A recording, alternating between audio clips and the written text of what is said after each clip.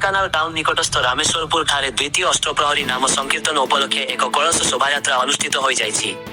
एही कलश शोभायात्रा स्थानीय सिमिलिया शिव मंदिर पोखरी ठारू पूजार्चना करा जाई 40 रु ऊर्ध्व संकीर्तन मंडली अंक द्वारा शहर परिक्रमा करी कलश कुंजरे स्थापन कर जाई अधिवास पूजा आरंभ होइतिला।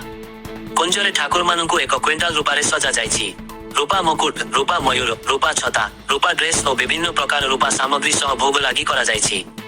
15 तारिख शनिवार दिन नाम संकीर्तन करा जाई प्रसाद सेवन हेबो बोली पूजा कमिटी तरफर जना जाइछि। बहुत रूपा मुकुट, रूपार ड्रेस ए सब करा हिछि।